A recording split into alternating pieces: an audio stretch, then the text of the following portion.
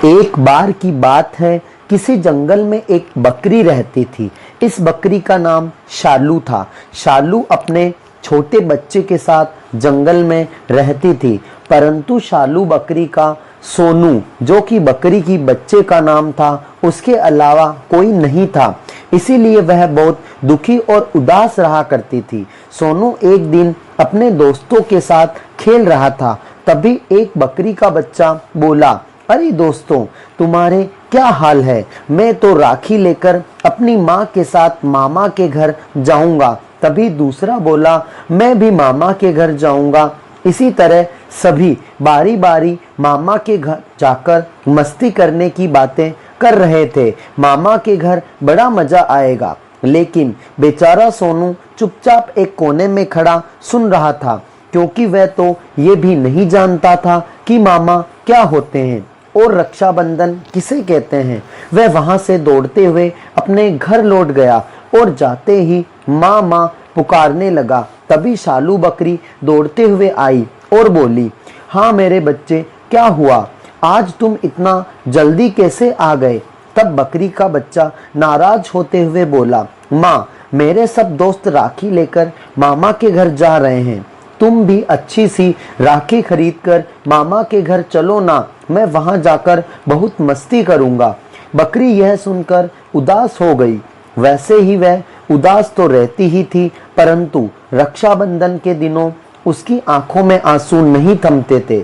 फिर भी वह कुछ देर खुद को संभाल कर बोली, मेरे बच्चे, हम मामा के घर नहीं जा सकते। अब बकरी का बच्चा जिद करने लगता है। वह कहता है, हम क्यों नहीं जा सकते? मेरे सारे दोस्त जा रहे हैं, हम भी जाएंगे, हम क्यों नहीं जा सकते? और वह रोने लगता है। अब बकरी खुद रोते हुए, खुद को संभालते हुए बोली, तो सुनो मेरे बच्चों, कुछ सालों पहले मैं और तुम्हारे नाना के समेत हम सभी एक गांव को छोड़कर इस जंगल में रहने आए थे।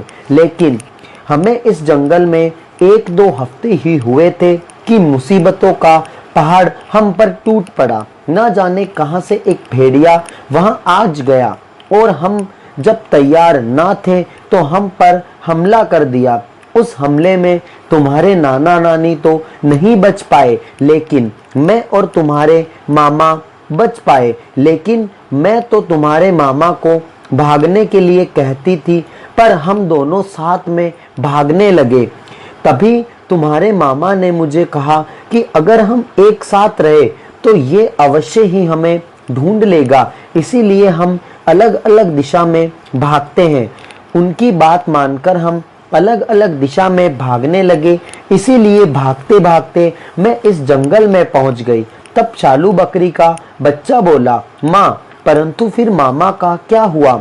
बकरी बोली कि वह मुझे अभी तक वापस नहीं मिल पाए, क्योंकि हड़बड़ाहट में कहाँ वापस मिलना था यह तुम्हारे मामा बताना भूल गए थे।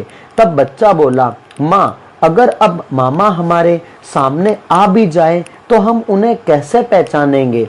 तब बकरी बोली, बेटा, हम बचपन में एक खेल खेलते थे जिसमें हम एक गाना गाते थे। तुम्हारे मामा भी उसी गाने को दोहराएंगे। बच्चा बोला, कौन सा गाना माँ? तब बकरी उसे गाना गाकर सुनाने लगती है। इमली का बूटा, बेरी का पेड़, इमली खट्टी मीठे बेर, इस जंगल में हम 2 शेर, चल घर जल्दी हो गई देर। बच्चे ने कहा, अच्छा माँ, हमें मामा मिल तो जाएंगे ना? बकरी कहती है, हाँ मेरे बच्चे, क्यों नहीं। यह वह बातें ही कर रहे होते हैं, लेकिन उनकी सारी बातें एक भेड़िया पेड़ों के पीछे से सुन रहा था। उसने उनकी यह सारी बातें सुन ली थी। दरअसल वह वही भेड़िया था जिसने वर्षों पहले बकरी के परिवार पर हमला किया था। यह अब बूढ़ा हो गया था, इसीलिए अब दौड़कर शिकार नहीं कर पाता था। बकरी के यह बातें सुनकर भेड़िया बोला, अरे, मेरी जवानी के किस्से सुनकर अच्छा लगा। मुझे बहुत तेज भूख भी लग रही थी, परंतु मेरी भूख मिटाने का एक ही उपाय है। सालों पुरानी दुश्मनी ने बता ही दिया। चलो अच्छा हुआ कि यह बकरी बच गई, आज का खाना बन जाएगी। भेड़िया मन ही मन एक साजिश रचता है। अगले दिन सुबह सुबह ही भेड़िया बकरी के घर पहुंच जाता है और बकरी को आवाज लगाते हुए कहता है, अरे बहन, शालू बहन, सुनो। इस तरह की आवाज सुनकर शालू बाहर आती है। वह भेड़िए को देखकर डर जाती है, परंतु फिर वह देखती है कि यह एक बूढ़ा भेड़िया है, इसीलिए उसका शिकार नहीं कर पाएगा। तब वह बोली, आप कौन है और यहाँ क्यों आए हैं? तब भेड़िया बोला, बहन, मैं दूसरे जंगल का संदेश वाहक हूँ और जानवरों के संदेश एक जंगल से दूसरे जंगल में पहुंचाता हूँ। तब बकरी बोली, अच्छा श्रीमान, लेकिन आज हमारे घर पर कैसे आना हुआ? तब भेड़िया बोला, बहन, मुझे वर्षों से बिछड़े तुम्हारे भाई ने भेजा है। तुम्हारे मुझे अपने साथ ले जाने को कहा था। बकरी बोली, लेकिन उन्हें कैसे पता कि मैं यहाँ रहती हूँ? तब भेड़िया बोला, उन्हें किसी ने सूचना दी थी, परंतु बकरी नकारते हुए कहती है कि वह खुद भी यहाँ आ सकते थे, लेकिन उन्होंने ऐसा नहीं किया। क्यों? तब भेड़िया बोला, हमारे जंगल की सीमा में आना और जाना निषेध है, केवल मैं ही ऐसा कर सकता हूँ, इसीलिए तुम्हें लेने आया हूँ। परंतु बकरी एक और प्रश्न उठाते हुए कहती है, लेकिन आपका मैं विश्वास कैसे कर लूं?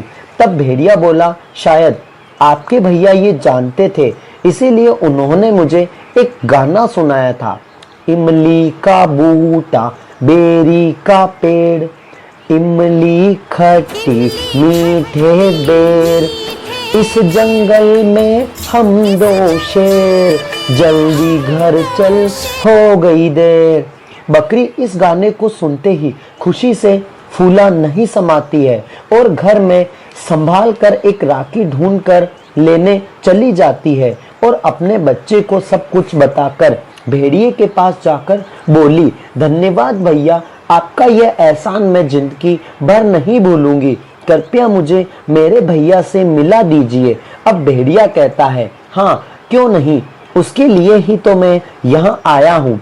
तब भेड़िया आगे आगे चलने लगता है और बकरी और उसका बच्चा बड़ी खुशी खुशी से उनके पीछे पीछे चलने लगते हैं।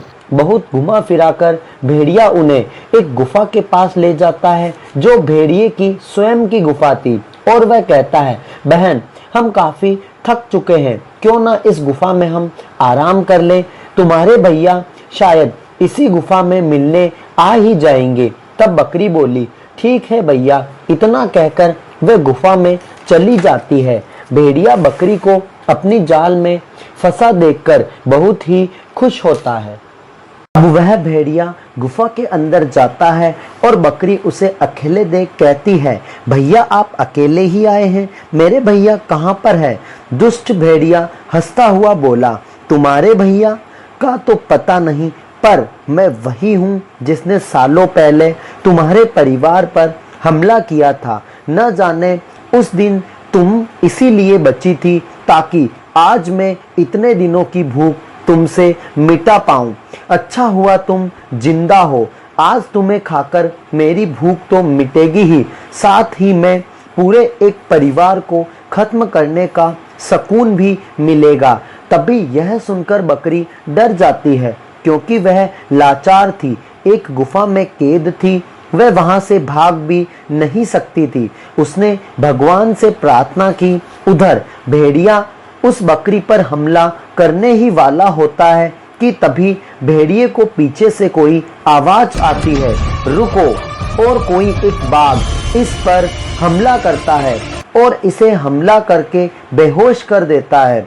अब जैसे ही भेड़िए की नींद खुलती है तो वह देखता है कि बकरी का भाई और बाघ उसके सामने खड़े हैं। तभी दोनों आपस में मिलकर उस दुष्ट भेड़िए को मौत के घाट उतार देते हैं। बकरी को फिर वह उसका भाई वही गाना सुनाई देता है।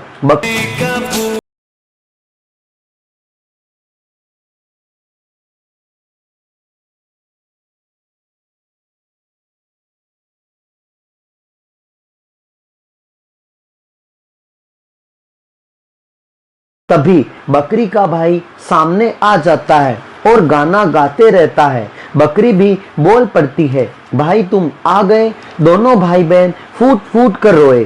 फिर सभी गले मिले, परंतु बकरी बोली, भाई यह सब क्या है? तब बाघ बोला, दरअसल तुम्हारा भाई बिछड़कर मेरे इस जंगल में आ गया था, परंतु ये बहुत ईमानदारी से काम करता रहा, इसीलिए जल्द ही जंगल में उच्च पद पर पहुंच गया और अब से यह मेरे साथ ही रहता है। तब बकरी का भाई बोला, हाँ बहन, ये बहुत ही दयालु है। जैसे ही हमें खबर मिली कि तुम यहाँ फंसी हो तो हमारी मदद के लिए यहाँ चले आए। तुम्हें ही ने बाघ को धन्यवाद दिया और साथ ही के कहने पर अब सभी बाघ के घर में रहने लगते हैं। अब बकरी का बच्चा भी मामा के साथ खेलना और बाघ को परेशान करता रहता है। अब बकरी के बच्चे को मानो दो दो मामा मिल गए हो। अब इस तरीके से बकरी का परिवार खुशी खुशी रहने लगा।